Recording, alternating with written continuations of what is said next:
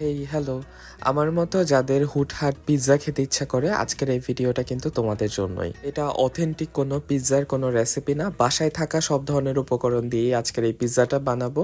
Trust me, এটা খেতে একদমই বোরিং হবে না, কিন্তু সহজ একটা সমাধান বলা যায় লো এফোর্টে। চলো তাহলে বকবক না করে শুরু করা যাক। প্রথমে এখানে কুসুম গরম দুধের মধ্যে আমি 1.5 চা চামচ পরিমাণ ইস্ট গুলিয়ে রাখলাম। এখন পাশাপাশি নিয়ে নিব 2 কাপ পরিমাণ ময়দা, আধা চা চামচ পরিমাণ লবণ আর 1 চামচ পরিমাণ চিনি, আর অল্প একটু সয়াবিন তেল দিয়ে শুকনো উপকরণগুলো ভালো করে মিক্স করে নিব। এখন যে দুধটা রেখে দিয়েছিলাম ওইটাকে অল্প অল্প একটু করে নিয়ে নিয়ে ময়দার সাথে খুব সুন্দর করে মিক্স করে নিব, একটা ডো বানিয়ে নিব। ডোটা অত বেশি পাতলাও হবে না, আবার অত বেশি শক্তও হবে না। তো যাই হোক, আমি যেহেতু আজকে তাড়াতাড়ি বানাচ্ছি, এটাকে একটু রেস্টে রেখে দিলাম প্রায় আধা ঘন্টা বা 1 ঘন্টার জন্য। ডোটা তো রেডি, এখন চলো মাংসটাকে প্রিপেয়ার করি। এখানে পেঁয়াজ আর রসুনের কুচি নিয়ে নিয়েছিলাম আমি, যদিও এখানে একটু ছোট ছোট করে চপ করে নিয়েছি। এখন এটাকে একটু ভালো করে ভেজে আধা চা চামচ পরিমাণ এখানে আদা বাটা দিয়ে দিলাম। এখন এটাকে ভালো করে মিক্স করে এখানে সেদ্ধ করে রাখা বিফটা দিয়ে দিচ্ছি। বিফটা এখানে অল্প একটু হলুদ আর লবণ দিয়ে এখানে সেদ্ধ করে নিয়েছিলাম আগেই।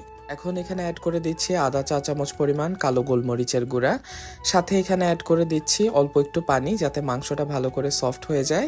এখন এখানে দিয়ে দিচ্ছি টমেটোর কয়েকটা টুকরা, সাথে এখানে অ্যাড করে দিব এখন মশলাগুলা। এখানে দিয়েছি 1 চা চামচ পরিমাণ জিরার গুঁড়া আর আধা চা চামচ পরিমাণ ধনিয়ার গুঁড়া।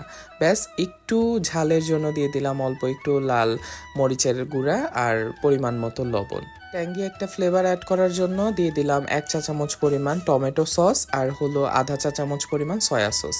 ব্যাস, এই তো আমাদের মাংসটাও কিন্তু রেডি। টপিংস হিসেবে এটাকে ইউজ করব। আর বেশিক্ষণ না রাখার কারণে এটা কিন্তু অত বেশি একটা ফোলে নাই ডোটা। আমি আধা ঘন্টা মতো রেস্টে রেখেছিলাম, বললামই যে আজকে তাড়াহুড়া করে হুটহাট খেতে ইচ্ছা করলে যেভাবে বানাই আর কি আমি। তো রুটির ডোটাকে এখন ভালো করে স্প্রেড করে এটাকে একটু কাঁটা চামচ দিয়ে হোল করে নিলাম। তারপরে উপর থেকে একটু টমেটো কেচাপ দিয়ে, সাথে এখানে একটা সিদ্ধ ডিম ছিল আমার কাছে, ওইটা একটু ভালো করে দিয়ে দিলাম সুন্দর করে কেটে।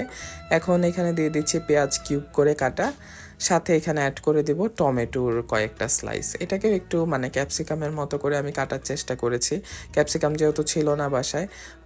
তারপরে এখানে উপর থেকে যে মাংসটা আমরা রেডি করেছিলাম ওই মাংসটাকে সুন্দর করে উপর থেকে দিয়ে দিলাম। শেষে আবারও টমেটো আর অনিয়নের স্লাইসগুলো উপর থেকে আরেকবার একটু দিয়ে দিলাম যাতে দেখতে সুন্দর লাগে। তো এই তো পিৎজাটা কিন্তু রেডি। এখন সুন্দর করে 10 মিনিট এটাকে একটু ভালো করে কুক করে নিলেই কিন্তু আমাদের পিৎজাটা রেডি।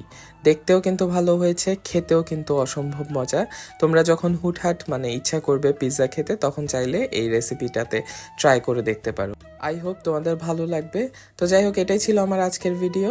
সবাই ভালো থেকো, দেখা হবে পরবর্তী ভিডিওতে। আল্লাহ হাফেজ।